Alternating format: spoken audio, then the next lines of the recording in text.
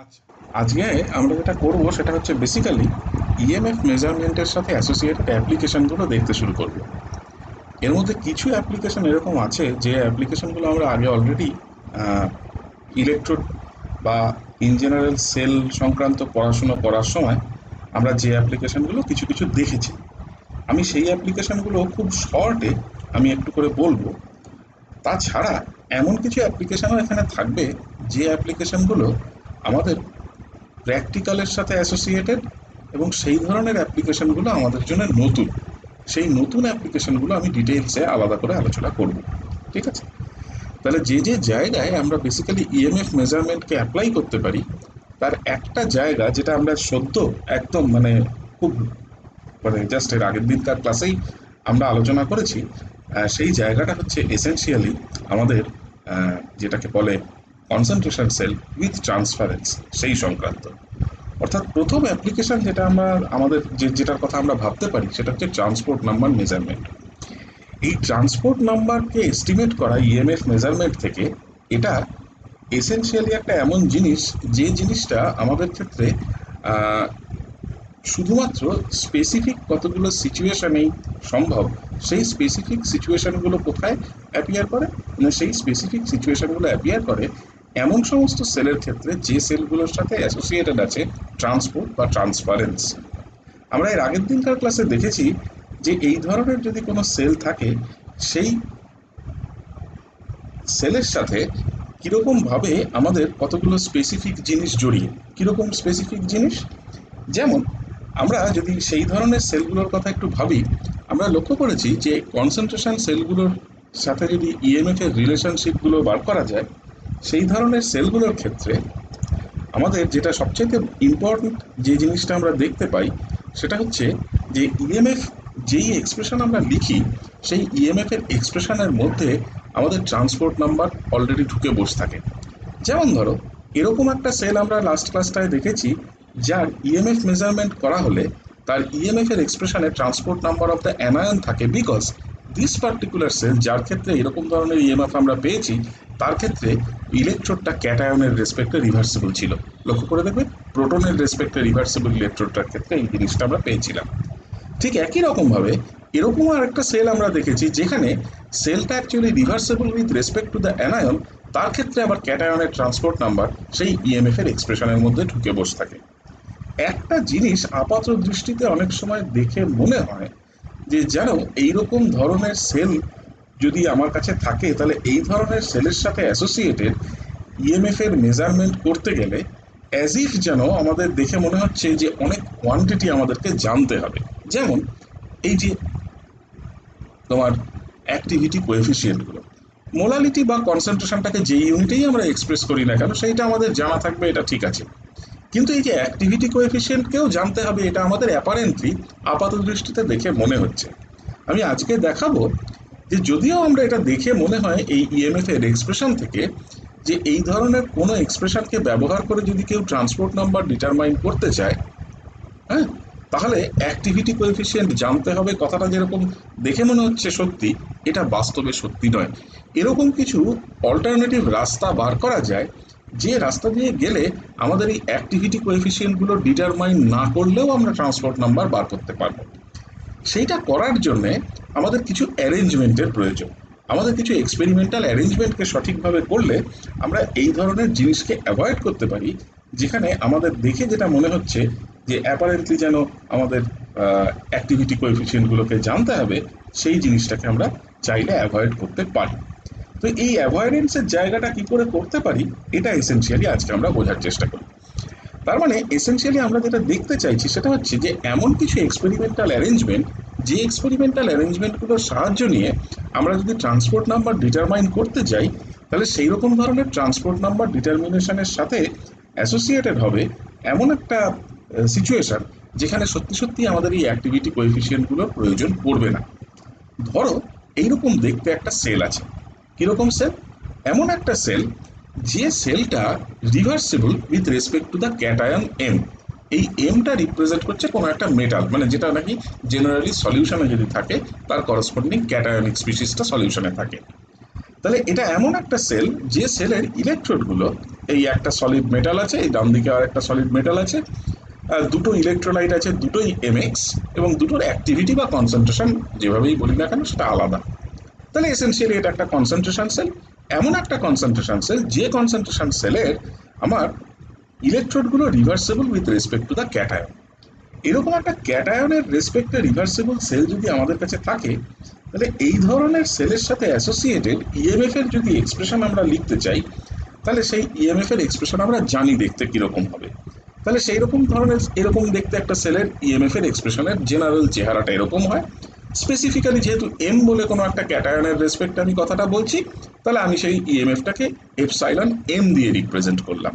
তাহলে যেহেতু ক্যাটায়নের রেসপেক্টে রিভার্সেবল, তাহলে এইরকম করসপন্ডিং একটা এক্সপ্রেশন আমি পাবো for the EMF of the cell. এবার মনে মনে ভাবি যে আমি যেটা করলাম যে এইরকম একটা সেল, যে সেলটা নাকি একটা কনসেন্ট্রেশন সেল, হ্যাঁ, কিরকম কনসেন্ট্রেশন সেল? এমন একটা কনসেন্ট্রেশন সেল যে কনসেন্ট্রেশন সেলে এই ক্যাটায়নের রেসপেক্টে ইলেকট্রোডগুলো রিভার্সেবল, এরকম একটা কনসেন্ট্রেশন সেলকে নিয়ে আমি এমন একটা সেল তৈরি করলাম যে সেলটা আর ট্রান্সফারেন্স শো করলো না। অর্থাৎ আমি এই সেলের দুটো পার্টকে, এই অংশ এবং এই অংশকে প্রথমে পৃথক করলাম, দুটো আলাদা আলাদা কন্টেনারে পাঠিয়ে দিলাম, পাঠিয়ে দিয়ে একদম একটা আইডিয়াল সল্ট ব্রিজের মতন সল্ট ব্রিজ দিয়ে আমি এটাকে জুড়ে দিলাম। বা এমন একটা ব্যবস্থা করলাম যেখানে এই এরকম দেখতে সেলকে আমি এসেনশিয়ালি একটা ট্রান্সফারেন্সওয়ালা সেল থেকে একটা, মানে একটা ট্রান্সফারেন্সওয়ালা সেল, মানে একটা উইথ ট্রান্সফারেন্স সেল থেকে আমি একটা উইদাউট ট্রান্সফারেন্স সেলে কনভার্ট করলাম। জাস্ট যার চেহারাটা এরকম। তার মানে এসেনশিয়ালি কি করেছি, এই লেফট হ্যান্ড সাইড মানে এই অ্যানোডটা এবং এই রাইট হ্যান্ড সাইড মানে এই ক্যাথোডটাকে আমি আলাদা করে দিয়েছি, দুটো আলাদা আলাদা কন্টেনারে পাঠিয়ে দিয়েছি, পাঠিয়ে দিয়ে মাঝখানে আমি এদের একটা কানেক্টিভিটি তৈরি করেছি by means of a salt bridge, মনে করো। তাহলে এসেনশিয়ালি এটা আর এরকম তোমার কনসেন্ট্রেশন সেলের মতন বিহেভ করবে না, ডিরেক্ট কন্ট্যাক্টে নেই, সল্ট ব্রিজের কন্ট্যাক্ট থ্রুতে আছে। সল্ট ব্রিজ থাকলে কি হয় আমরা জানি, লিকুইড জাংশন পোটেনশিয়ালটা জিরো হয়ে যায়, ন্যাচারালি এদের মধ্যে আর কোনো ট্রান্সফারেন্স থাকে না। এই সেলটার অনেকটা চেহারাটা দেখতে আমরা আগে একটা এরকম সেল পড়েছিলাম, যাকে আমি বলেছিলাম যে এমনভাবে তৈরি করা যাতে নাকি একটার ইএমএফ আরেকটার ইএমএফকে অপোজ করে। দেখবে দুটো তিনটে ক্লাস আগে এরকম ধরনের একটা সেল আমরা পড়েছি। এসেনশিয়ালি এই জিনিসটা করার এবং এরকম ধরনের একটা সেল তৈরি করা ব্যাপারটা ইকুইভ্যালেন্ট। সোজা কথায় কি করেছি না, এমন একটা সেল ছিল যে সেলটা এসেনশিয়ালি ট্রান্সফারেন্সওয়ালা সেল ছিল, সেই সেল থেকে এমন একটা সেলে কনভার্ট করেছি যে সেলটা একটা ট্রান্সফারেন্স বিহীন সেল তৈরি করেছে।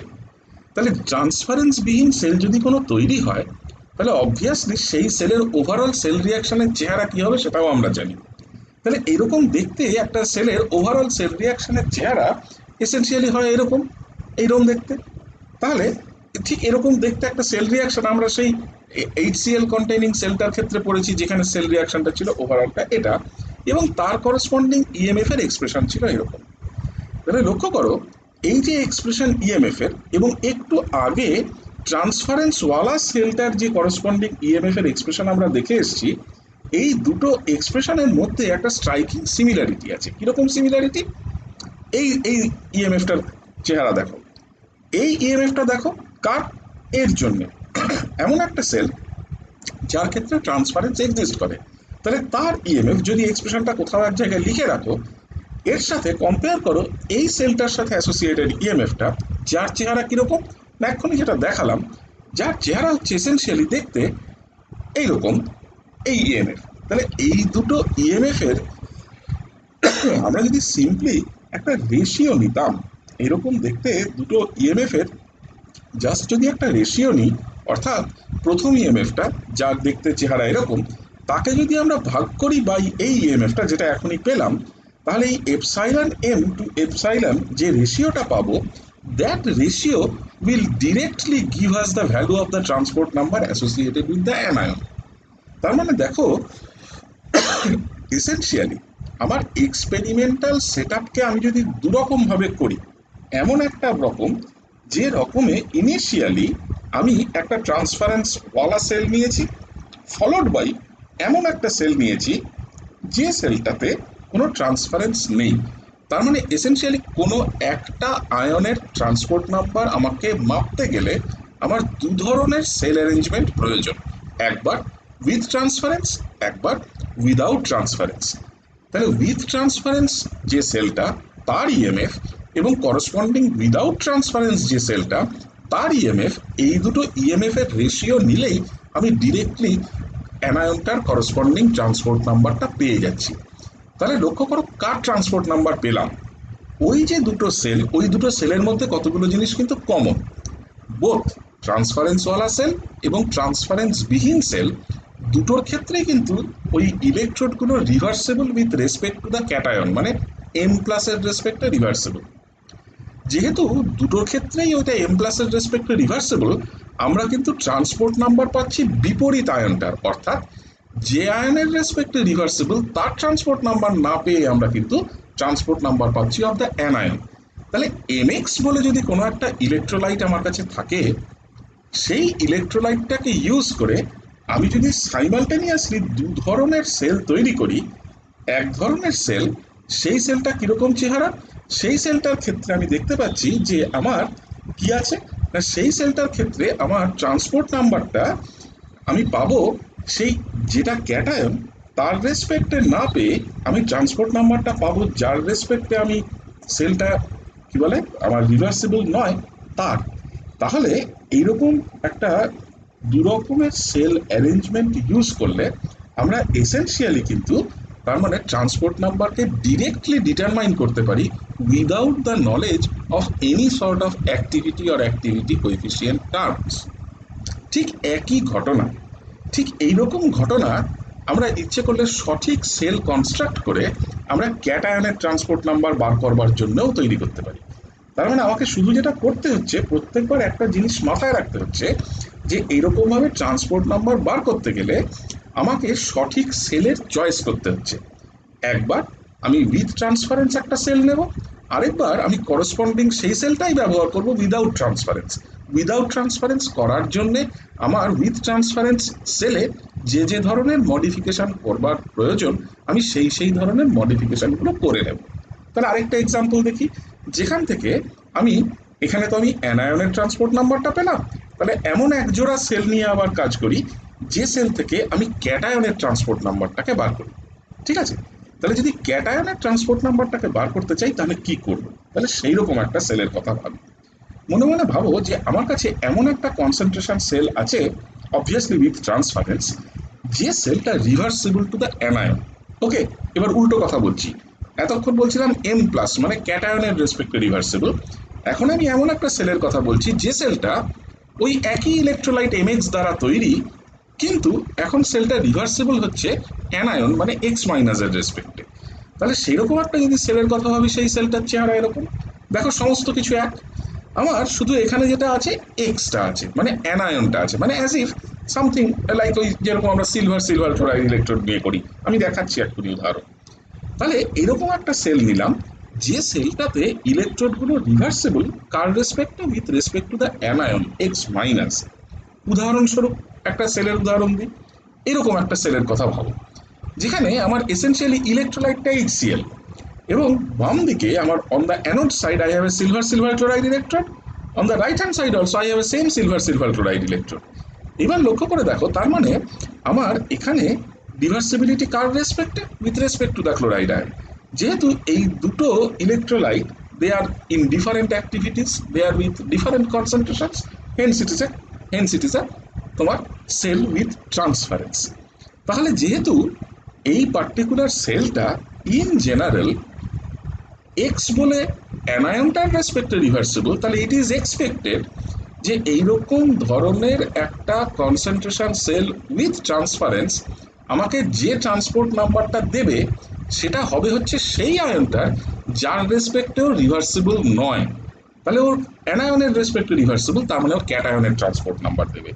তার মানে এইরকম ধরনের সেলের করসপন্ডিং ইএমএফ এর এক্সপ্রেশন যদি লিখি তার চেহারা দাঁড়াবে এটা, এটা আমরা অলরেডি করে এসেছি। এইবার আমি কি করলাম, এইবার এই সেলটার করসপন্ডিং আমাকে এমন একটা সেল বানাতে হবে ঠিক আগের মতো করে, এমন একটা সেল বানাতে হবে যে সেলটা হবে উইদাউট ট্রান্সফারেন্স। সেই উইদাউট ট্রান্সফারেন্স সেলটা তৈরি করে তার করসপন্ডিং ইএমএফটা আমাকে বার করতে হবে। তাহলে আমি এই সেলটার করসপন্ডিং একটা উইদাউট ট্রান্সপারেন্ট সেল তৈরি করলাম। কিভাবে করতে পারি? ওই যেরকম বললাম ব্যাটারির মতন করেও তৈরি করতে পারি, যেমন করেছি, যাতে নাকি একটা ইএমএফ আরেকটা ইএমএফ কে অপোজ করে, অথবা একটা সল্ট ব্রিজ দিয়েও জুড়ে দিয়ে আমি করতে পারি। তাহলে এরকম সেলও লক্ষ্য করে দেখবে আমরা অলরেডি পড়েছি। এবং এই ধরনের সেলের সাথে অ্যাসোসিয়েটেড ইএমএফ এর এক্সপ্রেশন যদি দেখি, তাহলে এদের ইএমএফ এর এক্সপ্রেশন সিম্পলি এটা। এবং ইএমএফটাকে যদি আমার পজিটিভ হতে হয়, অবভিয়াসলি আমার যদি সেল রিয়াকশনটাকে স্পন্টেনিয়াস রাখতে হয়, তাহলে ইএমএফটাকে পজিটিভ হতে হবে, এবং ইএমএফটাকে পজিটিভ হতে গেলে আমার A1 কে A2 চাইতে বড় হতে হবে, এ বলাই বাহুল্য। ভালো কথা। তাহলে নেক্সট আমাকে তাহলে কি ভাবতে হচ্ছে? তাহলে আমরা এবার যদি এই দুটো ইএমএফ, এই এপসাইলন এক্স এবং এপসাইলনের একটা রেশিও নিই, তাহলে দেখো সমস্ত টার্ম কাটা গিয়ে যে জিনিসটা পড়ে থাকলো এসেন্সিয়ালি, তাহলে সেই সেই জিনিসটা কে না এপসাইলন এক্স বাই এপসাইলন। তাহলে এপসাইলন এক্স বাই এপসাইলন পড়ে থাকলো, মানে পড়ে থাকলো ডান দিকে একটা টি প্লাস। তাহলে আমরা ইচ্ছে করলে এইরকম ধরনের সেল কনস্ট্রাক্ট করে আমরা ইচ্ছে করলে ট্রান্সপোর্ট নাম্বার অফ দ্য ক্যাটায়নও বার করে ফেলতে পারি। তাহলে দেখো এসেন্সিয়ালি কি করলাম, যে কোনো একটা ইলেকট্রোলাইট এমএক্স আমার কাছে ছিল আরবিট্রারি, যে কোনো একটা ইলেকট্রোলাইট এমএক্স, সেই এমএক্স ইলেকট্রোলাইটটার ক্যাটায়ন মানে এম প্লাসের ট্রান্সপোর্ট নাম্বারও বার করলাম, সেই এমএক্স ইলেকট্রোলাইটটার করসপন্ডিং অ্যানায়ন এক্স মাইনাস, তারও ট্রান্সপোর্ট নাম্বার বার করলাম। এবং এই ট্রান্সপোর্ট নাম্বারটা বার করতে গিয়ে আমাকে টোটাল 4 ধরনের সেল তৈরি করতে হয়েছে। কিরকম? প্রথমে অ্যানায়নের ট্রান্সপোর্ট নাম্বার বার করতে গিয়ে আমাকে এক ধরনের কনসেন্ট্রেশন সেল উইথ ট্রান্সপারেন্স তৈরি করতে হয়েছে, এবং তার corresponding concentration cell without transference তৈরি করতে হয়েছে, যেটা নাকি এম প্লাসের রেসপেক্টে উভয় ক্ষেত্রেই রিভার্সেবল। ঠিক একই রকম ভাবে ক্যাটায়নের ট্রান্সপোর্ট নাম্বার বার করতে গিয়ে আমাকে আবার একটা কনসেন্ট্রেশন সেল উইথ ট্রান্সপারেন্স তৈরি করতে হয়েছে, এবং তার করসপন্ডিং একটা কনসেন্ট্রেশন সেল উইদাউট ট্রান্সপারেন্স তৈরি করতে হয়েছে, যেখানে এই উভয় ক্ষেত্রেই দুটো জায়গাতেই আমার সেল দুটো এক্স মাইনাস বা অ্যানায়নের রেসপেক্টে রিভার্সেবল। তাহলে এই ধরনের 4টে সেল কনস্ট্রাকশনের মাধ্যমে আমরা এসেনশিয়ালি আমরা তার মানে অ্যানায়ন এবং ক্যাটায়নের ট্রান্সপোর্ট নাম্বারকে ইন্ডিভিজুয়ালি বার করে ফেলতে পারছি। ইন্ডিভিজুয়ালি বার করবার কোনো প্রয়োজন নাই, কারণ আমরা যেহেতু জানি যে ট্রান্সপোর্ট নাম্বার অফ ক্যাটায়ন এবং ট্রান্সপোর্ট নাম্বার অফ অ্যানায়ন যোগ করলে 1 আসে, তাহলে আমার যে কোনো একটা কাজ করলেই হবে। হয় আমি ট্রান্সপোর্ট নাম্বার অফ ক্যাটায়ন বার করব, নতুবা আমি ট্রান্সপোর্ট নাম্বার অফ অ্যানায়ন বার করব। যে কাজটা করা আমার ল্যাবরেটরিতে সুবিধা হবে, আমরা সেই কাজটা এসেনশিয়ালি করব। তাহলে দেখো এই এপসাইলন এম, হ্যাঁ, এপসাইলন এক্স এবং এপসাইলন, এই 3টে কোয়ান্টিটি মাপার মাধ্যমে আমরা চাইলে যে কোনো এরকম ধরনের একটা ইলেকট্রোলাইটের ট্রান্সপোর্ট নাম্বারকে এইরকম ইএমএফ মেজারমেন্টের থ্রুতে মেপে ফেলতে পারি। ঠিক আছে? যেহেতু আমরা সদ্য কনসেন্ট্রেশন সেল পড়েছি, এই ব্যাপারটা আমাদের কাছে একদম পরিষ্কার, স্পষ্ট, টাটকা আছে, এটা আমি বলে দিলাম। কিন্তু তার সাথে এটাও বলে দিচ্ছি যে গতদিনকার ক্লাসের ট্রান্সপোর্ট নাম্বারের পাওয়া এক্সপ্রেশন থেকে দেখে অ্যাপারেন্টলি আপাত দৃষ্টিতে এটা মনে হতে পারে যে যেন ট্রান্সপোর্ট নাম্বার এক্সপেরিমেন্টালি মাপতে গেলে সবসময়ই আমাদের কোনো না কোনোভাবে অ্যাক্টিভিটি কোএফিসিয়েন্টের ইনফরমেশন চাই। এটা কিন্তু ঠিক নয়। অ্যাক্টিভিটি কোএফিসিয়েন্টের ইনফরমেশন ছাড়াও আমরা ইচ্ছে করলে ট্রান্সপোর্ট নাম্বার মাপতে পারি। আরেকটা খুব কমন এই ধরনের ইএমএফ মেজারমেন্টের যেটা একটা স্ট্যান্ডার্ড অ্যাপ্লিকেশন হিসেবে আমরা গণ্য করি, সেটা হচ্ছে সলিউবিলিটি প্রোডাক্ট বার করা। সলিউবিলিটি প্রোডাক্ট কাকে বলে? দেখবে পৃথিবীতে এরকম বহু সল্ট এক্সিস্ট করে, সল্ট, যে সল্টগুলো জেনারেলি কোনো একটা পার্টিকুলার সলভেন্টে ডিজলভ করতে চায় না। সবচেয়ে কমন উদাহরণ সেই সমস্ত সল্ট, যে সমস্ত সল্টগুলো নিয়ে আমরা বিভিন্ন সময় নাড়াচাড়া করি ইন আওয়ার ল্যাবরেটরি, যেগুলো দেখবে খুব ইজিলি অধক্ষেপ করে যায়। যেমন তুমি একটা যে কোনো ক্লোরাইড সল্ট নাও, পটাশিয়াম ক্লোরাইড, সোডিয়াম ক্লোরাইড, তাকে সামান্য ডাইলুট নাইট্রিক অ্যাসিড দিয়ে অ্যাসিডিফাই করো, করে 1 ড্রপ সিলভার নাইট্রেট সলিউশন দাও, দেখবে সাদা রঙের সিলভার ক্লোরাইডের অধক্ষেপ করছে। ঠিক একই রকমভাবে বেরিয়াম ক্লোরাইডের একটা সলিউশন নাও, সেই বেরিয়াম ক্লোরাইডের সলিউশনের মধ্যে তুমি একটুখানি জাস্ট 1 ড্রপ একটু সালফিউরিক অ্যাসিড দাও ডাইলুট, দেখবে বেরিয়াম সালফেটের অধক্ষেপ করছে। তাহলে there are certain salts which tend to precipitate, which tend to remain out of solution. ওদের টেন্ডেন্সি এমন, ওদের ইচ্ছাটাই এমন যে ওরা সলিউশনে যেতে চায় না।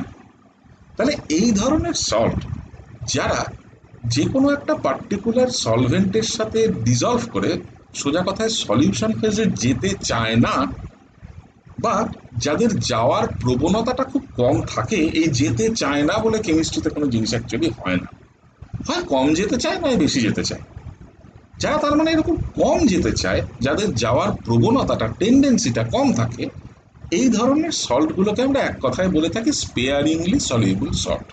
স্পেয়ারিংলি কথাটার মানে হচ্ছে খুব স্বল্প পরিমাণে, স্পেয়ারিং খুব অল্প। কতটা অল্প এটাকে কোয়ান্টিটেটিভলি মেজার করা মুশকিল, সেটাকে যদিও মাপার রাস্তা আছে, পরে বলবো আমি সেটা। এখন এই স্পেয়ারিংলি সলিউবল সল্টগুলোর একটা প্রপার্টি হচ্ছে, এটা যেমন সত্যি যে চোখের দেখা আমরা যখন দেখি যে না এরা অধক্ষেপ পড়ে গেছে তার মানে এরা সলিউশনে যায়নি, এই কথাটা সর্বৈব সত্যি না।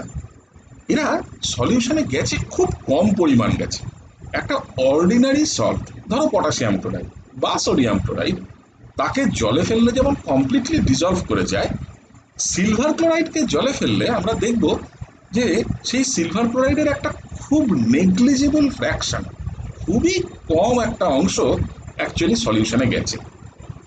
তার মানে এরা এই যে সলিউশনে যাচ্ছে না, এই না যাওয়ার প্রবণতাটাকে এক্সপ্রেস করা হয় by means of their property that they are sparingly soluble.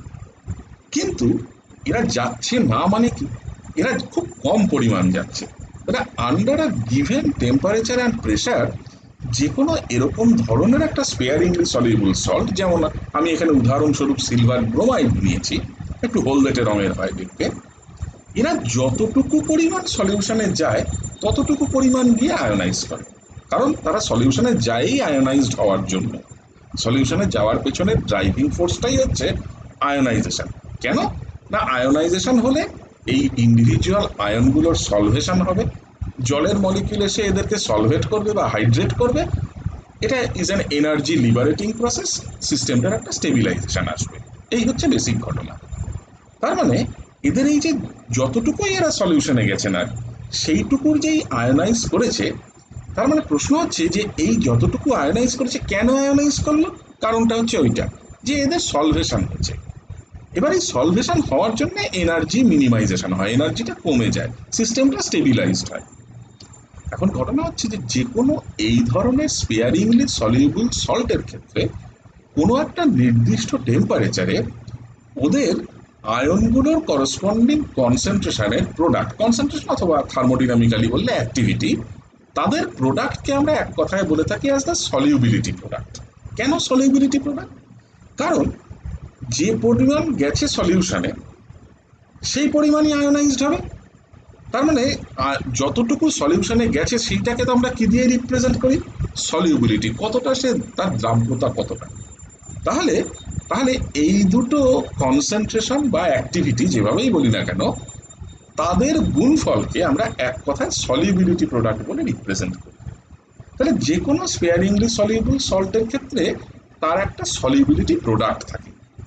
তার মানে একটা অর্ডিনারি সল্টের সাথে এই স্পেয়ারিংলি সলিউবল সল্টের পার্থক্য কোথায়? পার্থক্যটা এই জায়গাটায়। এখানে যদি একটা অর্ডিনারি সল্ট থাকতো, তাহলে এই অর্ডিনারি সল্টের ক্ষেত্রে গোটা সল্টটা পুরোটাই চলে যেত সলিউশনে।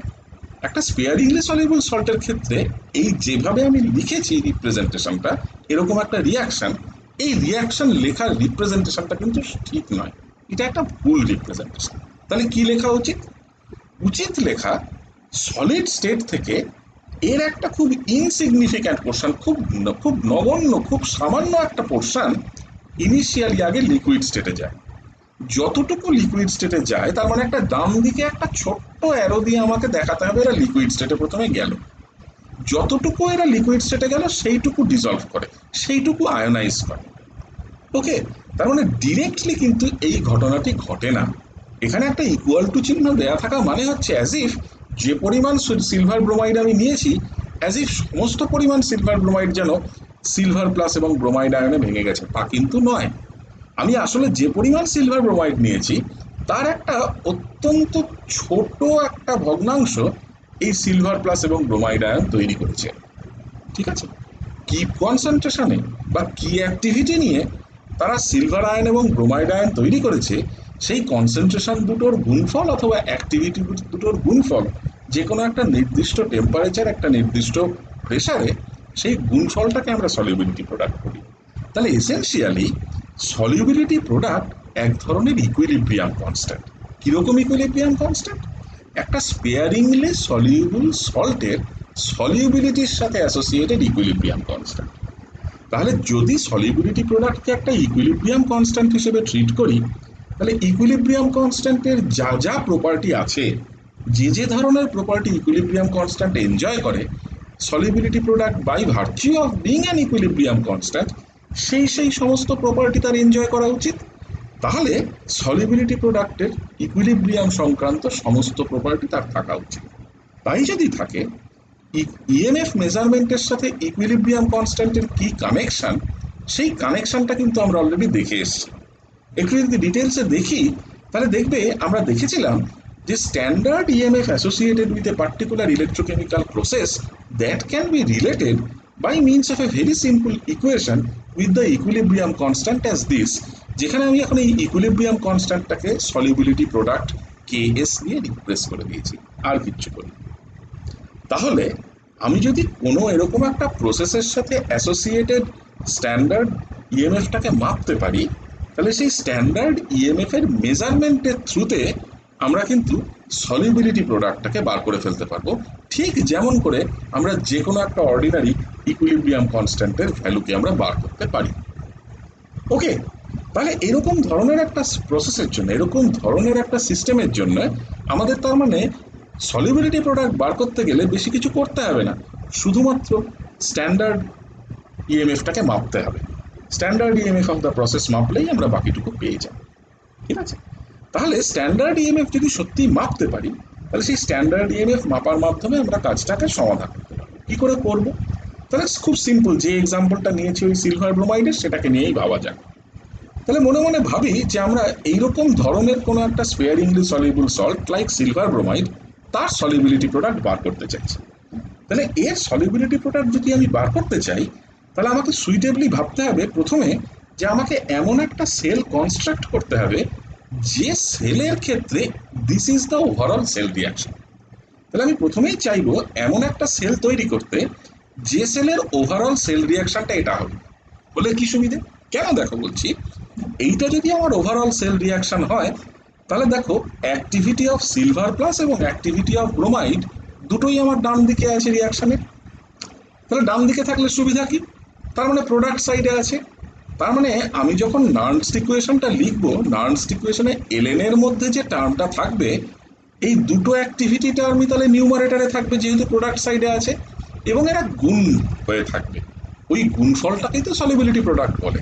তার মানে সলিউবিলিটি প্রোডাক্টটাকে ধরতে গেলে, সলিউবিলিটি প্রোডাক্টটাকে যদি পাকড়াও করতে হয়, তাহলে এই রিয়াকশনটা যাতে ওভারঅল রিয়াকশন হয়, এইরকমভাবে আমাদেরকে একটা সেলের কথা চিন্তা করতে হবে।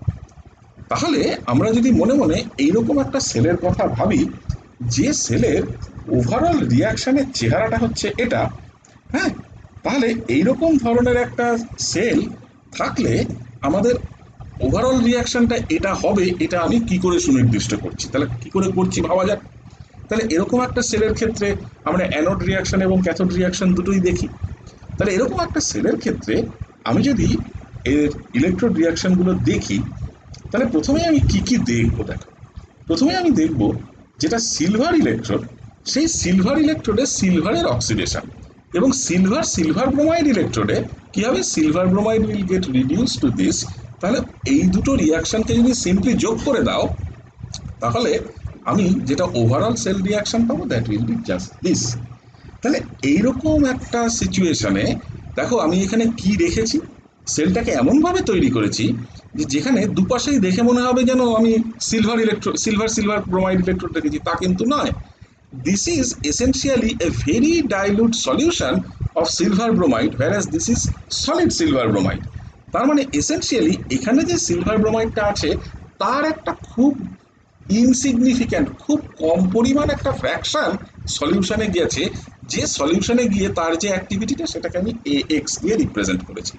তার মানে এই যে অ্যানোড পোর্শনটা যেখানে অক্সিডেশন হচ্ছে, সেখানে বেসিক্যালি যেটা ঘটছে সেটা হচ্ছে AG is becoming AG plus plus electron, whereas on the cathode side কি হচ্ছে, silver bromide solid is taking up an additional electron from the electrode surface and converting itself to silver solid and bromide ion. দুটো রিয়াকশনকে যোগ করো, this is the overall reaction. তার মানে এইরকম একটা সিচুয়েশনে আমার যেটা E0 ফর দ্য সেল আসবে, আমার ওভারঅল ইএমএফ নিয়ে ভাবার কোনো প্রয়োজন নাই। কেন আমি ওভারঅল ইএমএফ নিয়ে ভাবতে যাব? কারণ আমার E0 টুকু জানলেই আমি কেএস বার করে ফেলতে পারবো। তাহলে আমি শুধুমাত্র E0 টুকু নিয়ে ভাববো। তাহলে the E0 should be the E0 associated with the silver plus electrode and the E0 associated with the silver bromide electrode. লক্ষ্য করে দেখবে তোমাদেরকে কয়েকটা ক্লাস আগে একটা ক্লাসের ওই মেটেরিয়ালের একদম শেষে আমি কতগুলো একটা টেবিলের মতন করে স্ট্যান্ডার্ড রিডাকশন পোটেনশিয়ালগুলো দিয়ে দিয়েছিলাম। এই কারণে দিয়েছিলাম, উদ্দেশ্যটা এটা ছিল যে অঙ্ক করতে গেলে ওই স্ট্যান্ডার্ড রিডাকশন পোটেনশিয়ালের ভ্যালুগুলো কাজে লাগবে। তো তোমাদের বিচিত্র ব্যাপার হচ্ছে যে তোমাদেরকে অঙ্ক দিলেও তোমরা সেগুলো করো না, কারণ এখনো অবধি আমি যে ওই 4টে মোটে অঙ্ক দিয়েছিলাম সেই অঙ্কের উত্তর আমি পেয়েছি মোটে একজনের কাছ থেকে ক্লাসের। হ্যাঁ, তো যাই হোক, তোমরা সেটা কাজে না লাগালে তোমাদের ব্যাপার। হ্যাঁ, তো কেন যে দুটো, তো সে দুটো কি তাহলে আদি অনন্তকাল ধরে ফেলে রাখবে? হয়নি, নাই হতে পারে। তাহলে যেটা যেটা হয়নি বলো, সেগুলো করে দেবো। নাহলে তো কি হবে, এরপরে এই পড়ানোগুলো শেষ হয়ে যাবে, আমি আবার আরো অঙ্ক দেবো, এগুলো জমতে থাকে। হ্যাঁ, হ্যাঁ, অসুবিধা হতেই তো পারে, অসুবিধা হবে বলেই তো অঙ্ক। একবারে কি করে হবে, সেটা করব, কোনো অসুবিধা নেই। বেশ, যাই হোক, তাহলে এইটা যদি আমার বার করতে হয়, তাহলে আমার ওরকম একটা স্ট্যান্ডার্ড ওরকম চার্ট আমার চাই। ওই যে চার্টটা তোমাদেরকে দিয়েছিলাম সেখান থেকে আমি একটা অংশ তুলে নিয়ে এসেছি। দেখো, ওই চার্টের একটা অংশতে এইরকম একটা রিয়াকশন, মানে সিলভার প্লাস একটা ইলেকট্রন অ্যাকসেপ্ট করে রিডাকশন পোটেনশিয়ালের চার্ট। তাহলে সব রিয়াকশন করে দেওয়া। তাহলে সিলভার প্লাস একটা ইলেকট্রন অ্যাকসেপ্ট করে সিলভার সলিড হচ্ছে, তার করসপন্ডিং রিডাকশন পোটেনশিয়াল দেওয়া আছে 0.7993 ভোল্ট। আমাদের ক্ষেত্রে দেখো ঘটনাটা কিন্তু অক্সিডেশন হচ্ছে, আমাদের ক্ষেত্রে রিডাকশন হচ্ছে না। তাহলে আমরা যখন এই E0 এজির ভ্যালুটা ব্যবহার করব, উল্টো সাইন নিয়ে ব্যবহার করব, because the process is oxidation. ঠিক আছে? ঠিক একইভাবে সিলভার ব্রোমাইড যখন একটা ইলেকট্রন অ্যাকসেপ্ট করে silver solid plus bromide ion তৈরি করছে, তখন তার ক্ষেত্রে দেখো এটা কিন্তু রিডাকশন রিয়াকশন করেই দেওয়া আছে, আমাদের ক্ষেত্রেও রিডাকশন রিয়াকশনই হচ্ছে। তাহলে যা সাইন আছে স্ট্যান্ডার্ড ইএমএফ এর সেটাই ব্যবহার করতে পারবো। তার মানে কি, তাহলে যেই মুহূর্তে আমরা এই E0টাকে ক্যালকুলেট করব, তাহলে এই E0টাকে ক্যালকুলেট করার সময় মাথায় একটুখানি এটা একটু সচেতনভাবে করব যে E0 for the silver plus silver electrode আমরা যখন বসাবো ডিরেক্টলি এই ভ্যালুটা বসিয়ে দিতে পারবো না। কেন? আমাদের ক্ষেত্রে হচ্ছে অক্সিডেশন, এখানে দেওয়া আছে রিডাকশন, সেই জন্য আমাদের উল্টো সাইন মাইনাস সাইন নিয়ে বসাতে হবে। whereas যখন সিলভার ব্রোমাইডের সাথে এই এই এই সিলভার ব্রোমাইডের রিডাকশন দেখব, তখন আমাদের ক্ষেত্রেও যা হচ্ছে এখানেও তাই দেওয়া আছে, তাহলে নির্দ্বিধায় এই ভ্যালুটাকে নিয়ে বসিয়ে দেবো। তাহলে আমরা কি পেলাম? তাহলে E0 করসপন্ডিং ভ্যালুটা পেয়ে গেলাম to be this. Once the value of E0 is there, যা করছি সব 25 ডিগ্রিতে কিন্তু। হ্যাঁ, তাহলে যেই মুহূর্তে এটার ভ্যালুটা পেয়ে গেলাম, সঙ্গে সঙ্গে E0 এই ভ্যালুটাকে নিয়ে গিয়ে আমাদের জানা ইকুয়েশনটায় বসিয়ে দিলাম। যেই মুহূর্তেই জানা ইকুয়েশনে বসালাম, আমরা এটাকে সিম্পলিফাই করলাম। সিম্পলিফাই করে তুমি যদি এই সলিবিলিটি প্রোডাক্টের ভ্যালু চাও, তুমি সিম্পলি একটা অ্যান্টিলগ নিয়ে সলিবিলিটি প্রোডাক্টের ভ্যালুটা পেয়ে যাবে। তাহলে এইরকম ভাবে যে কোনো স্পেয়ারিংলি সলিউবল সল্টের ক্ষেত্রে আমরা কিন্তু সলিবিলিটি প্রোডাক্টগুলো বার করতে পারি। ঠিক আছে? এবং এইটা দেখো, এই ধরনের যে কোনো সিচুয়েশনে পড়লে, যখন আমরা সাধারণভাবে অঙ্ক প্র্যাকটিস করব, হ্যাঁ, মানে নিজেরা যখন শেখার জন্য করব, পরীক্ষা না, তখন আমাদের কি করতে হবে? তখন কিন্তু আমাদের মাথায় রাখতে হবে যে এইরকম ধরনের টেবিল থেকে আমাদের এই ভ্যালুগুলো, আমি ইচ্ছে করে ওই জন্য এই টেবিলের পোর্শনটা এখানে তুলে নিয়ে এসেছি, এরকম থেকে টেবিল থেকে আমাদের এই ভ্যালুগুলোকে তুলে তুলে বসাতে হবে এবং সঠিক সাইন নিয়ে বসাতে হবে। হ্যাঁ, এবং দেখবে যখন কোথাও কোনো এরকম অনেক জায়গায় হবে, আমি কেন তোমাদের ওই 1 এবং 4 নম্বর অঙ্ক আটকেছে আমি জানি। একটা সেল কনস্ট্রাক্ট করতে দেওয়া হচ্ছে, আটকাতেই পারে। যেখানে যেখানে অঙ্ক আটকাচ্ছে পরিষ্কার বলো, আমি সেই অঙ্কগুলো করে দেবো। এবার যদি আটকে থাকে, এবার কি হবে, এই ধরনের ইকুইলিব্রিয়াম ইলেকট্রোকেমিস্ট্রির মতন সাবজেক্টে, ইলেকট্রোকেমিক্যাল সেলের মতন সাবজেক্টে মানে কত রকমের অঙ্ক হওয়া সম্ভব তার কোনো ঠিক ঠিকানা নেই। এরপরে তো আমি আরো অঙ্ক দেব, তখন সেগুলোর সমস্যা হবে। তাহলে প্রত্যেকটা অঙ্কর ক্ষেত্রে কিন্তু ওই জিনিসটা যেই আটকে যাবে বলবে যে স্যার এটা হচ্ছে না, পাচ্ছি না, এটা করতে নাই হতে পারে, মানে হতে ভুলও হতে পারে, মানে সবসময় সবকিছু ঠিক করতে হবে কেন? তাহলে আর শিখতে গেলে তো গেলে কি হবে, তাহলে আর শেখার, তাহলে তো সবাই মাস্টার হয়েই আমরা আসতাম, তা তো না। তাহলে আমাদের ভুল হোক না হোক, যা হচ্ছে সেটা বলবে। তাহলে এইরকম ধরনের সিচুয়েশনে তাহলে কি করব?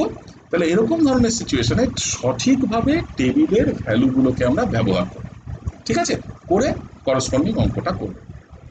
বেশ, দেখো এই ধরনের অ্যাপ্লিকেশন, যে অ্যাপ্লিকেশনগুলোর কথা বলছি, এই ধরনের অ্যাপ্লিকেশনগুলো এসেনশিয়ালি কিন্তু আমরা যখন বিভিন্ন ধরনের ইলেকট্রোড, বিভিন্ন ধরনের সেল নিয়ে আলোচনা করছিলাম, এই ধরনের সিস্টেমে বা এই ধরনের অ্যাপ্লিকেশনগুলো তখন আমরা একটু একটু দেখেছি। ইকুইলিব্রিয়াম কনস্ট্যান্ট বার করা দেখেছি, মানে সলিবিলিটি প্রোডাক্ট বার করার মধ্যে নতুনত্বের কিছু নাই। ওটা ইকুইলিব্রিয়াম কনস্ট্যান্ট বার করলেই সলিবিলিটি প্রোডাক্ট বার করার সমতুল, কারণ solubility product itself is an equilibrium constant, তাই না? তাহলে এইবার এখানে সমস্যা কি? তাহলে এই ধরনের অ্যাপ্লিকেশন যেগুলো আমরা খানিকটা খানিকটা জানি, তার সাথে কিন্তু এরকমও কিছু অ্যাপ্লিকেশন এই ইএমএফ মেজারমেন্টসের আছে, যে অ্যাপ্লিকেশনগুলো আমাদের ক্ষেত্রে অজানা, যে অ্যাপ্লিকেশনগুলো আমরা সেইভাবে কোনোদিন ভাবিনি। ইএমএফ মেজারমেন্টটাকে একটা অ্যানালিটিক্যাল টুল হিসেবে ব্যবহার করা যায়। হ্যাঁ, সেই যে অ্যানালিটিক্যাল টুল মানে কি? কোনো একটা জিনিসকে এস্টিমেট করার জন্য ব্যবহার করা যায়।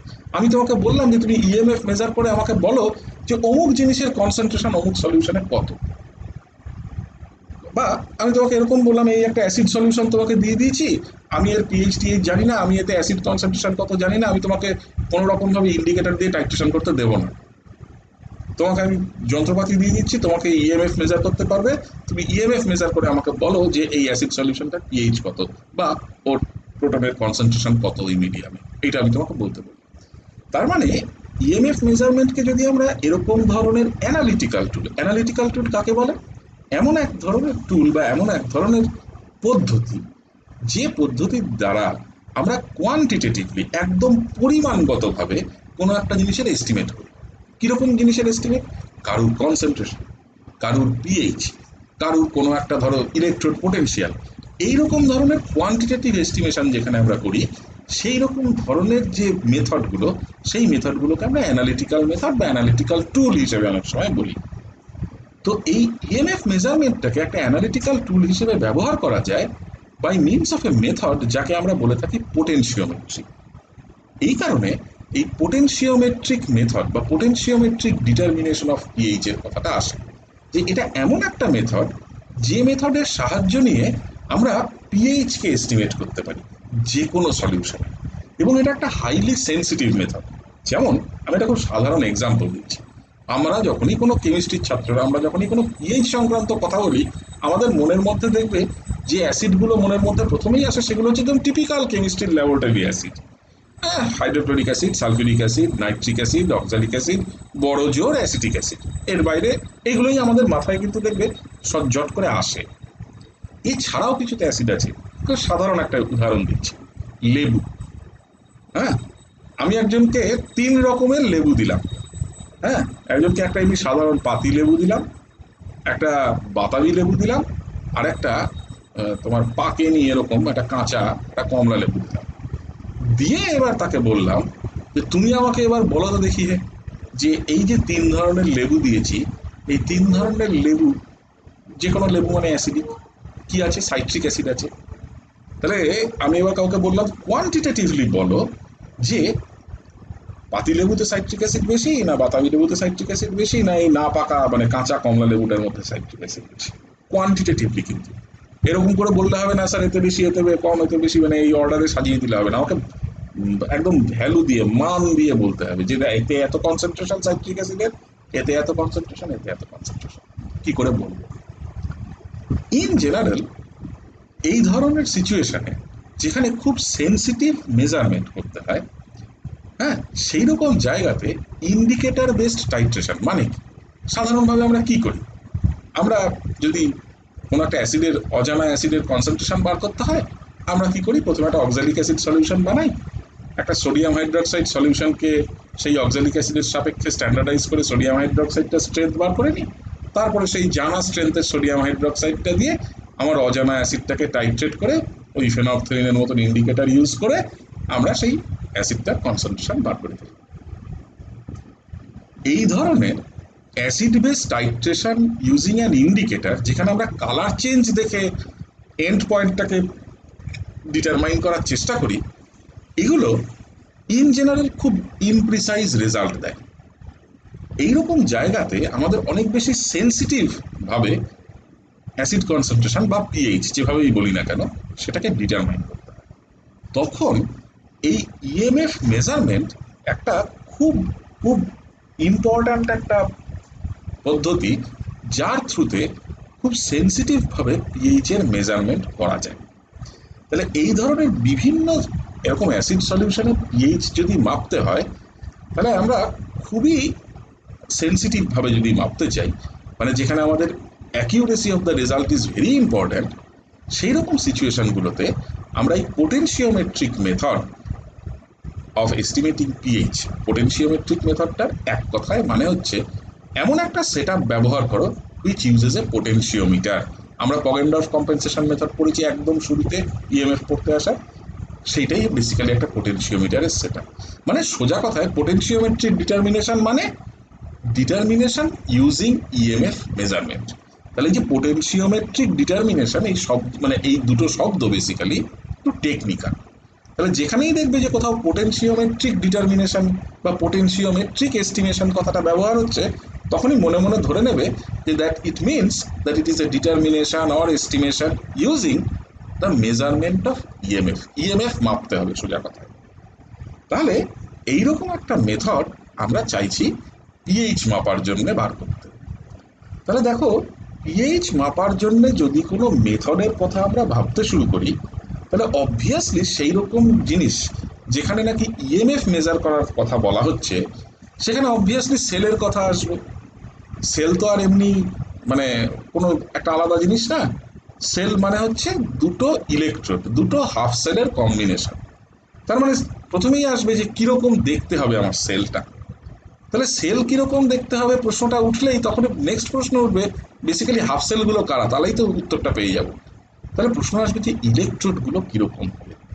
এই ধরনের এস্টিমেশন যেখানে আমি কোনো রকম ইন্ডিকেটার ব্যবহার করব না, কোনো রকম ডিরেক্ট এরকম টাইট্রেশনের মেথড যেখানে ইন্ডিকেটার দিয়ে আমরা যেভাবে করি সেই রকম কোনো পদ্ধতি অবলম্বন করব না, সিম্পলি ইএমএফ মেজার করে আমরা যদি পিএইচ বার করতে পারি, সেই রকম কোনো একটা পদ্ধতি তৈরি করতে গেলে আমাকে যেটা প্রথম ভাবতে হয় সেটা হচ্ছে যে আমি সেলটা কি করে তৈরি করব। সেল কি করে তৈরি করব এর উত্তর খুঁজতে গেলে আমাকে প্রথমেই ভাবতে হবে, আবার দ্বিতীয় স্টেপের আবার ভাবতে হবে ইলেকট্রোডগুলো আমি কিভাবে তৈরি করব। তাহলে যে কোনো পোটেনশিওমেট্রিক মেথড আমাকে যদি সাকসেসফুলি ল্যাবরেটরিতে তৈরি করতে হয় বা সাকসেসফুলি ল্যাবরেটরিতে সেই মেথডটাকে আমার প্র্যাকটিস করতে হয়, তাহলে প্রথম কাজ আমাকে যেটা করতে হবে সেটা হচ্ছে একটা সঠিক সেল তৈরি করতে হবে। ইলেকট্রোডগুলোকে অ্যাসেম্বল করে, ইলেকট্রোড দুটোর অ্যাসেম্বলি তৈরি করে সঠিক ইলেকট্রোড চুজ করে সেই সঠিক ইলেকট্রোডগুলোকে ঠিকভাবে অ্যাসেম্বল করে আমাকে একটা সেল তৈরি করতে হবে। সেই সেলটাকে নিয়ে সেই সেলের এমন একটা ব্যবস্থা রাখতে হবে যে যাতে নাকি সেই সেলটা রিভার্সেবল হয় উইথ রেসপেক্ট টু প্রোটনস। কেন? দেখো, যতক্ষণ না সেই সেলটা রিভার্সেবল হবে উইথ রেসপেক্ট টু প্রোটনস, ততক্ষণ তো কোনো রকমভাবেই আমার ইএমএফ এর এক্সপ্রেশনে activity of H plus ion আসবে না। যতক্ষণ আমার ইএমএফ এর এক্সপ্রেশনে অ্যাক্টিভিটি অফ এইচ প্লাস আয়নের লগারিদম এই জিনিসটা আমার নার্নস্ট ইকুয়েশন দ্বারা আসবে না, ততক্ষণ আমি পিএইচে যেতে পারবো না। তার মানে এই সেল কনস্ট্রাকশন বা এই ইলেকট্রোডগুলোর কথা ভাবার সময় শুরুর থেকেই আমাকে এই জিনিসটা মাথায় রেখে শুরু করতে হবে যে এমন ইলেকট্রোড অথবা এমন ওভারঅল সেল রিয়াকশন আমার হতে হবে যে সেল রিয়াকশনে কোনো না কোনোভাবে activity of H plus ion যেন তার এক্সপ্রেশনে মানে নার্নস্ট ইকুয়েশনে থাকে। কেন? Because ln of activity of H plus ion will ultimately give me the definition of pH. কেন? লক্ষ্য করে দেখবে পিএইচ এর ডেফিনেশনটা যা, পিএইচ এর ডেফিনেশন থেকেই সেটা আসে। তার মানে এইরকম ধরনের যে কোনো সেল তৈরি করার পূর্ব শর্ত এমন ইলেকট্রোড ব্যবহার করা, অ্যাটলিস্ট একটা, যে ইলেকট্রোডটা কোনো না কোনোভাবে reversible with respect two protons. কথাটা ক্লিয়ার? কেন বলছি? বেশ, আর কি? তাহলে এইরকম এই এই এই বলতে পারো চিন্তাটাকে মাথায় রেখে নেক্সট আমাদের কি ভাবতে হবে? নেক্সট আমাদেরকে ভাবতে হবে যে এমনভাবে তাহলে আমি এই সেলটাকে তৈরি করছি যে সেলের অ্যাটলিস্ট একাংশ আমার reversible with respect to proton, আরেকাংশ কি সেটা আমি পরে ভাবছি, এবং এই দুই অংশকে আমরা এমনভাবে জুড়ব যাতে নাকি এদের মধ্যে কন্ট্যাক্টও থাকে, কিন্তু এদের মধ্যে আবার কোনো যেন ঝামেলার লিকুইড জাংশন তৈরি না হয়। লিকুইড জাংশন তৈরি হলে সমস্যা কি? লিকুইড জাংশন তৈরি হলে সমস্যা হচ্ছে যে হয় আমাকে লিকুইড জাংশনটাকে দূর করে ফেলতে হবে, নতুবা আমাকে লিকুইড জাংশন ঠিক করে মাপতে হবে, যেমন করে এতক্ষণ আগে ধরে আমরা মেপে আসলাম লিকুইড জাংশন পোটেনশিয়াল, লাস্ট ক্লাসে যেটা শিখেছি। এবার লিকুইড জাংশন পোটেনশিয়াল মাপার সবচাইতে সমস্যার জায়গা হলো যে ট্রান্সপোর্ট নাম্বার, অমুক তমুক হাবি জাবি অনেক কিছু জানতে হবে। এই জিনিসগুলো আমরা রাখতে চাই না। তার মানে আমরা যখনই এইরকম ধরনের পিএইচ মাপার মতন কোনো উদ্দেশ্য নিয়ে কোনো সেল কনস্ট্রাক্ট করব, আমরা চাইবো যাতে লিকুইড জাংশন আদৌ না থাকে। তাহলে খুব ভালো কোয়ালিটির সল্ট ব্রিজ আমরা ব্যবহার করব। তাহলে ভালো কোয়ালিটির সল্ট ব্রিজ ব্যবহার করলে কি হবে আমরা জানি। তাহলে any good quality salt bridge will remove the liquid junction, transport number দুটো সমান হয়ে গিয়ে জাংশন পোটেনশিয়ালটাকে জিরো করে দেবে। তাহলে we will use a good quality salt bridge. এইবার আমরা সেই সল্ট ব্রিজ ব্যবহার করে ইএমএফ মাপ। এখন প্রশ্ন হচ্ছে যে তাহলে কোন ধরনের ইলেকট্রোডের চয়েস অ্যাপ্রোপ্রিয়েট হবে, কোন ধরনের ইলেকট্রোডের চয়েস অ্যাপ্রোপ্রিয়েট হবে এই ধরনের পিএইচ মাপার কাজকে সঠিকভাবে, সঠিকভাবে বলতে উইথ প্রিসিশন, উইথ অ্যাকিউরেসি বলো, সমাধান করতে। তাহলে কোন ধরনের ইলেকট্রোড আমরা বেছে নেব এই ধরনের কাজ করার জন্য? কি ধরনের কাজ? পিএইচ মাপার কাজ। পিএইচ মাপার কাজ করার জন্য সাধারণত তিনটে বেসিক ক্লাস অফ ইলেকট্রোড আছে, তিন ধরনের বেসিক ইলেকট্রোড আছে যে ইলেকট্রোডগুলো আমরা সাধারণত ব্যবহার করে থাকি। তার একটা ইলেকট্রোড সম্বন্ধে আমরা ডিটেলসে পড়েছি, দুটো ইলেকট্রোড সম্বন্ধে আমাদের পড়তে হবে, আমরা পড়ব। ওকে, তাহলে এই যে তিন ধরনের ইলেকট্রোড যাদেরকে আমরা পিএইচ মাপার ক্ষেত্রে ব্যবহার করি, তার প্রথমটা আমাদের জানা, সেটা হচ্ছে হাইড্রোজেন ইলেকট্রোড, ডিটেলসে পড়েছি। দ্বিতীয় ইলেকট্রোডটাকে বলা হয় কুইন হাইড্রোন ইলেকট্রোড, এবং তৃতীয় ইলেকট্রোডটাকে বলা হয় গ্লাস ইলেকট্রোড।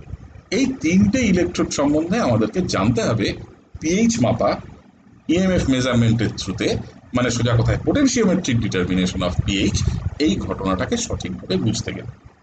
ঠিক আছে?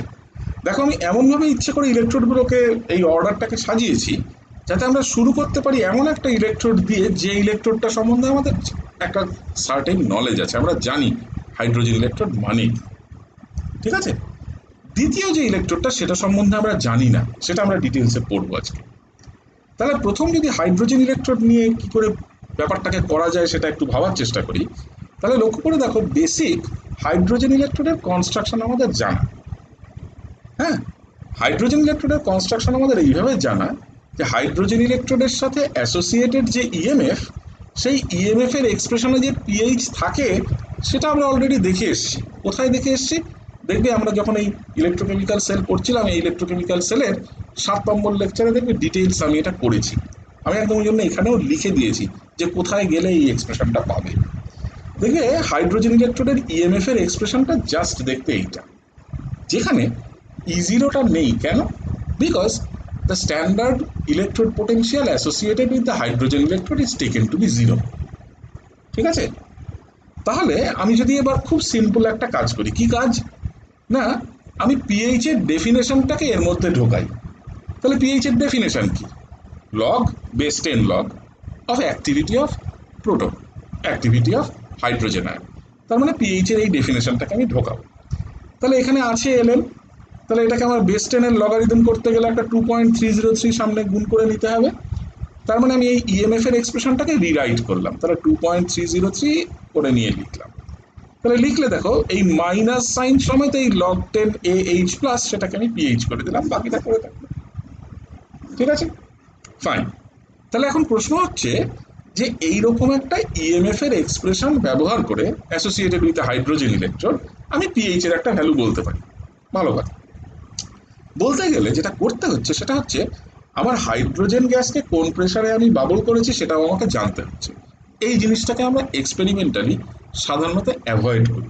কেন অ্যাভয়েড করি? যে আবার এই হাইড্রোজেন গ্যাসের প্রেসারটাকে এখানে রাখবো। আমরা যেটা সাধারণত করে এটাকে অ্যাভয়েড করি সেটা খুব সিম্পল।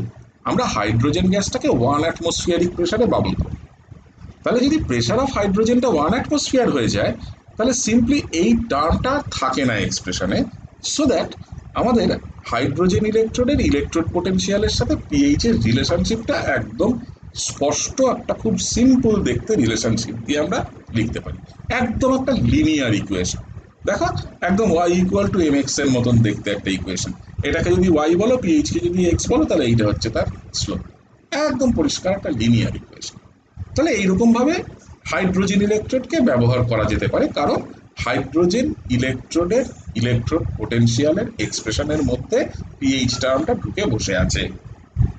তাহলে হাইড্রোজেন ইলেকট্রোডকে যে কোনো একটা অন্য ইলেকট্রোডের সাথে কাপড় করে একটা প্রপার সেল বানালেই, সেই সেলটার ইএমএফ মাপলেই আমি পিএইচ অফ দ্য সলিউশন বার করে ফেলতে পারবো।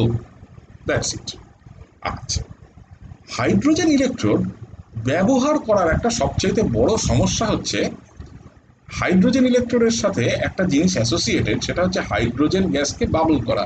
হাইড্রোজেন গ্যাসকে ওই যে 1 অ্যাটমসফিয়ারিক প্রেসারে প্ল্যাটিনাইজড প্ল্যাটিনাম ইলেকট্রোড সারফেসের উপরে পাঠানো। এই যে প্রসেসটা, এই প্রসেসটা যে কোনো একটা সাধারণ ল্যাবরেটরিতে করার কতগুলো সমস্যা আছে।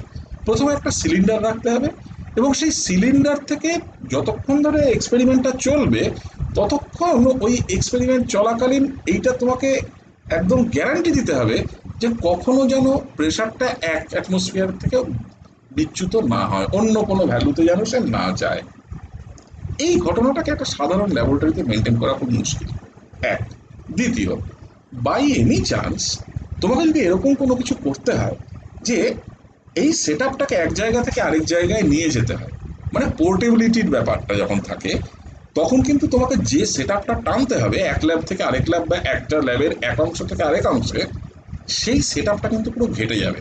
স্ট্যান্ডার্ড হাইড্রোজেন ইলেকট্রোডের সেট আপটা এতটাই বড় এবং এতটাই ঝামেলা, যে কারণে আমরা জেনারেলি স্ট্যান্ডার্ড বা এরকম ধরনের হাইড্রোজেন ইলেকট্রোডকে পিএইচ মাপার মতন কাজের জন্য আমরা সাধারণত ব্যবহার করি না। তার জায়গায় আমরা আরেকটা খুব সিম্পল একটা ইলেকট্রোড ব্যবহার করতে পারি, যে ইলেকট্রোডটা ইন্টারেস্টিংলি নির্ভর করে একটা অর্গ্যানিক রিয়াকশনের ওপর। সেই ইলেকট্রোডটাকে আমরা বলি কুইন হাইড্রোন ইলেকট্রোড। হ্যাঁ, এই কুইন হাইড্রোন ইলেকট্রোডটা এসেন্সিয়ালি এটা খুবই ইন্টারেস্টিং ইলেকট্রোড। এই কারণে বলছি কথাটা, যে কুইন হাইড্রোনটা গোটা জিনিসটাই ডিপেন্ড করে দুটো অর্গ্যানিক কম্পাউন্ডের মিউচুয়াল রেডক্স প্রসেসের ওপর। এই কুইন হাইড্রোন বলে আসলে কোনো অর্গ্যানিক কম্পাউন্ড না, কুইন হাইড্রোনটা নিজে কোনো কম্পাউন্ড না। কুইন হাইড্রোন হচ্ছে দুটো অর্গ্যানিক কম্পাউন্ড, বেসিক্যালি দুটো অর্গ্যানিক কম্পাউন্ডের 1:1 মিক্সচার আন্ডার অ্যাসিডিক কন্ডিশনস, তাকে আমরা বলি কুইন হাইড্রোন। সেই দুটো অর্গ্যানিক কম্পাউন্ড কারা? একটা রিয়াকশন দেখলেই বুঝতে পারবে। সেই দুটো অর্গ্যানিক কম্পাউন্ডের একটা অর্গ্যানিক কম্পাউন্ডকে বলা হয় হাইড্রোকুইনোন। এইটা দেখো বেসিক্যালি একটা বাইফেনল, সোজা কথায় 1,4 পজিশনে দুটো ফেনলিক ওএইচ গ্রুপ আছে। ঠিক আছে, এবার দুটো রিপ্লেসেবল হাইড্রোজেন অ্যাটম, আমি সেই জন্য একে H2, এই মাঝখানের অক্সিজেন সমেত এই ফিনাইল রিং এর এই ময়টিটাকে নাম দিয়েছি কিউ। তাহলে এটাকে আমি রিপ্রেজেন্ট করেছি ছোট করে H2Q বলে। This is known as hydroquinone. Okay, whereas এর যেটা oxidised form which has lost its aromaticity, সেই অক্সিডাইজড ফর্মটা হচ্ছে কুইনোন। ঠিক আছে, এসেনশিয়ালি এক ধরনের ডাইকিটোন। এইবার হাইড্রোকুইনোন বলতে আমরা মিন করি কুইন হাইড্রোন বলতে আমরা মিন করি এই হাইড্রোকুইনন এবং কুইননের একটা 1:1 মিক্সচার আন্ডার অ্যাসিডিক কন্ডিশনস, তাকে আমরা বলি এক কথায় কুইনহাইড্রন। আসলে কুইনহাইড্রন বলে কোনো একটা সিঙ্গল অর্গানিক কম্পাউন্ড হয় না। মুশকিলটা হলো এই যে অক্সিডেশন প্রসেসটা দেখছো, যেখানে হাইড্রোকুইনন থেকে কুইনন হচ্ছে by by losing this two phenolic hydrogens, two phenolic protons, এই অক্সিডেশন প্রসেসটা এক্সট্রিমলি সেন্সিটিভ একটা অক্সিডেশন প্রসেস। কেন সেন্সিটিভ? এই যে হাইড্রোকুইনন থেকে কুইনন হওয়া, এই হাইড্রোকুইনন থেকে কুইনন হতে গেলে এই অ্যাসিড মিডিয়ামের পিএইচটা খুব গুরুত্বপূর্ণ। কেন বলছি কথাটা? এই কারণে বলছি যে দেখা যায় যে পিএইচটা যদি সামান্য অ্যালকালাইন হয়ে যায়, মানে টিপিক্যালি কীরকম, আমি একটু পরেই ভ্যালুগুলো সব বলবো, টিপিক্যালি দেখা যায় পিএইচটা যদি কোনো রকমভাবে 7.1 ক্রস করে যায়, তখন এই অক্সিডেশন প্রসেসটা এরকমভাবে না হয়ে এর একটা বিরাট কম্পিটিটর হচ্ছে বাতাসের অক্সিজেন। কথাটা বোঝার চেষ্টা করো কি বলছি। এই যে হাইড্রোকুইনন থেকে কুইনন হওয়ার যে অক্সিডেশন প্রসেসটা, এই অক্সিডেশন প্রসেসটা এন্টায়ারলি একটা পিএইচ ডিপেন্ডেন্ট প্রসেস। কিরকম পিএইচ ডিপেন্ডেন্ট? দেখা যায় পিএইচটা 7.1 অথবা তার নিচে থাকলে this is what takes place. But যেই মুহূর্তে পিএইচটা বেড়ে 7.1 এর সামান্য ওপরে চলে গেল, সঙ্গে সঙ্গে বাতাসের অক্সিজেন কম্পিটিশনে চলে আসে। বাতাসের অক্সিজেন করে কি, ও সিম্পলি এই হাইড্রোকুইননকে অক্সিডাইজ করতে থাকে কুইননে। এই রিয়াকশনটা তখন গৌণ হয়ে যায়। যে কারণে এই ধরনের কোনো সিচুয়েশন যদি থাকে, তখন এই pH of the medium becomes very important. Otherwise hydroquinone একটা খুব সাধারণ কম দামি অর্গ্যানিক কম্পাউন্ড, যেটা গাদা গাদা বাজারে কিনতে পাওয়া যায়, কুইননও ঠিক একই রকম। সেই জন্য এই ধরনের কোনো ইলেকট্রোড, মানে এইরকম ধরনের কোনো সিচুয়েশন তৈরি করা ল্যাবরেটরিতে খুব সমস্যার কিছু না। শুধু মাথায় রাখতে হবে পিএইচটাকে অ্যাসিডিক রেঞ্জে রাখতে হবে। পিএইচটাকে 7.1 ওপরে উঠতে দেওয়া যাবে না। উঠতে দিলে কি হয় সব বলবো। ওকে, বেশ। তাহলে এরকম একটা রিয়াকশন যেখানে ঘটছে, সেই জায়গায় আমি যদি সিম্পলি একটা তার এখানে ডুবিয়ে দিই, যেখানে এই ধরনের একটা রিয়াকশন ঘটছে, তাহলে এইরকম একটা তার ডুবিয়ে দিলে খুব সিম্পলি আমার ওই ইলেকট্রনগুলো ওইখান থেকে উঠে আসবে। তাহলে একটা সিম্পলি এই কাজটি করলে আমার এইরকম ধরনের একটা রিয়াকশনকে আমি খুব ইজিলি মনিটর করতে পারবো। তাহলে এরকম একটা রিয়াকশনের সাথে অ্যাসোসিয়েটেড যে ইলেকট্রোড পোটেনশিয়াল, সেই ইলেকট্রোড পোটেনশিয়ালে আমি যদি করসপন্ডিং ইলেকট্রোড পোটেনশিয়ালটাকে ইকিউ দিয়ে লিখি বা এপসাইলন কিউ দিয়ে লিখি, তাহলে সেই এপসাইলন কিউ এর এক্সপ্রেশন আমি নার্নস্ট ইকুয়েশন থেকে লিখবো। তাহলে আমার পরিষ্কার আছে রিয়াকশন। তাহলে রিয়াকশনে দেখো প্রোডাক্ট সাইডে আছে কুইনন এবং প্রোডাক্ট সাইডে আছে 2 মোল অফ প্রোটন, রিয়াক্ট্যান্ট সাইডে আছে হাইড্রোকুইনন। তাহলে আমি যদি নার্নস্ট ইকুয়েশন লিখি, so this will be my Nernst equation. 2 mole of electron transfer, naturally 2 times Faraday constant. ঠিক আছে, ওকে। আমি এটাকে একটু সিম্পলিফাই করলাম। আমি এই ln অফ এই যে অ্যাক্টিভিটি অফ প্রোটনের স্কোয়ার, এই টার্মটাকে একটু আলাদা করলাম। তাহলে এটা 2 ওপরে আছে, স্কোয়ার আছে বলে সেই 2টা এই 2টাকে কেটে RT/F হয়ে গেল। বাকি টার্মটাকে আমি রেখে দিলাম। হ্যাঁ, এখন দেখো এখানে E0Q তাহলে কি? E0Q হচ্ছে এই ধরনের কোনো কুইনহাইড্রন ইলেকট্রোডের সাথে অ্যাসোসিয়েটেড স্ট্যান্ডার্ড ইলেকট্রোড পোটেনশিয়াল। তাহলে এরকম একটা অর্গ্যানিক রেডক্স প্রসেস, এরকম একটা অর্গ্যানিক অক্সিডেশন রিডাকশন ইলেকট্রোড হচ্ছে এই কুইনহাইড্রন ইলেকট্রোড। অ্যাক্টিভিটি অফ H+ আমার আছে, তার মানে আমার পিএইচ লিখতে কোনো অসুবিধা হবে না। এবং বাকি দুটো অ্যাক্টিভিটির টার্ম আছে, যে দুটো অ্যাক্টিভিটির টার্ম হয়তোবা আমি বার করে দিতে পারবো, দেখবো পরে যে বার করার প্রয়োজনীয়তা কতটা। তাহলে এইটা হচ্ছে বেসিক কুইনহাইড্রন ইলেকট্রোডের স্ট্রাকচার, কুইনহাইড্রন ইলেকট্রোডের সিচুয়েশন। ওকে, তাহলে কুইনহাইড্রন ইলেকট্রোডের এই সিচুয়েশনটাকে আমরা, তার মানে এইটাকে আমরা এক্সপ্লোর করব। এইটাকে, এই কুইনহাইড্রন ইলেকট্রোডটাকে আমরা অন্য কোনো আরেকটা সুইটেবল আমাদের জানাশোনার মধ্যে একটা ইলেকট্রোড খুঁজে বার করব। খুঁজে বার করে, যেহেতু কুইনহাইড্রন ইলেকট্রোড আমরা ডিটেলসে পড়িনি কোনোদিন, আমরা আজকে প্রথমে জাস্ট শিখতে শুরু করলাম কোনো একটা পারপাসে। কি পারপাস? না পিএইচ মাপার পারপাস। তাহলে আমরা এই ইলেকট্রোডটাকে এবার নিয়ে আমাদের জানা পরিচিত একটা ইলেকট্রোডের সাথে একে জুড়ে দেব। জুড়ে দিয়ে এটাকে দিয়ে একটা সেল তৈরি করব, সেল তৈরি করে এটা দিয়ে আমরা ইএমএফটাকে মাপবো, সেখান থেকে আমরা পিএইচ বার করবো। এইটা আমাদের উদ্দেশ্য। তার মানে দেখো, এই যে এখানে আমি কেন এই কুইন হাইড্রোন ইলেকট্রোডের কথাটা নিয়ে আসলাম, পিএইচ মাপার জন্য কুইন হাইড্রোন ইলেকট্রোড কেন কথাটা আনলাম, এটা দেখো, তার মানে এমন একটা পিকিউলিয়ার ইলেকট্রোড, যে ইলেকট্রোডটা আমরা যখন ইলেকট্রোডের ক্লাসিফিকেশন পড়েছি, সেই ইলেকট্রোডের ক্লাসিফিকেশনের সময় আমি কিন্তু কোথাও কুইন হাইড্রোন ইলেকট্রোডের কথা বলিনি। অথচ দেখো, কুইন হাইড্রোন ইলেকট্রোডের কথা আমার বলা উচিত ছিল, আমি কেন বলি। দেখো, কুইন হাইড্রোন ইলেকট্রোড তো বেসিক্যালি এক ধরনের অক্সিডেশন রিডাকশন ইলেকট্রোড।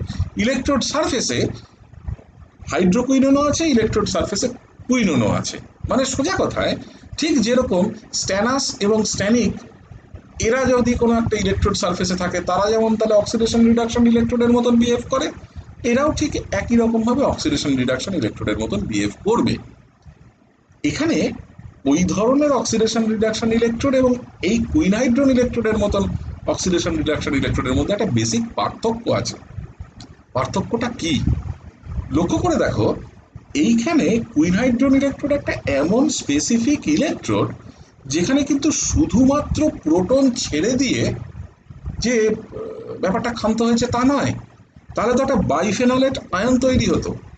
একটা এমন ইলেকট্রনিক রিঅ্যারেঞ্জমেন্ট ঘটেছে, যে ইলেকট্রনিক রিঅ্যারেঞ্জমেন্টটার জন্যে যে স্টার্টিং অর্গ্যানিক মইটি এবং যেটা প্রোডাক্ট সাইডে অর্গ্যানিক মইটি, এই দুটো অর্গ্যানিক স্পিসিসের বেসিক নেচারটা পাল্টে গেছে। মানে this is a true organic reaction.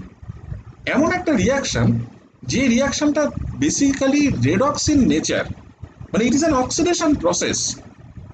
যে অক্সিডেশন প্রসেসটা অ্যাকচুয়াল অর্গ্যানিক কম্পাউন্ডের স্ট্রাকচারটাকে মডিফাই করে দিচ্ছে, সেই স্ট্রাকচারটার সাথে অ্যাসোসিয়েটেড অনেক কিছুকে মডিফাই করছে। একটা aromatic compound has lost it's aromaticity, সেই রকম একটা সিচুয়েশন।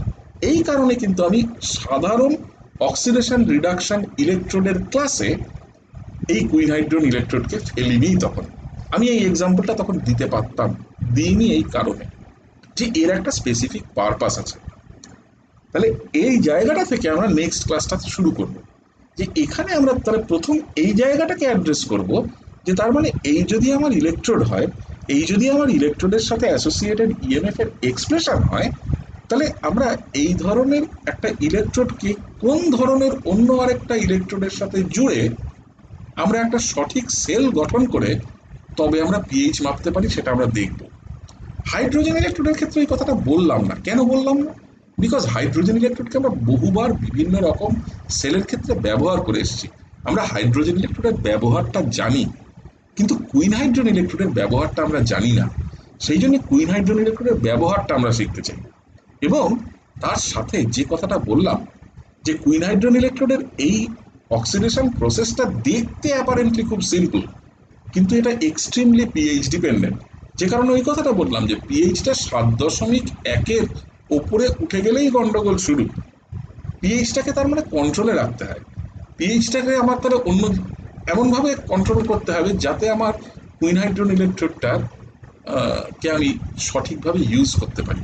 সেই জায়গাগুলো আমরা কালকে হোক পরশু হোক আমরা অ্যাড্রেস করবো। তাহলে নেক্সট দিনকার ক্লাসে আমি দুটো জিনিস করব।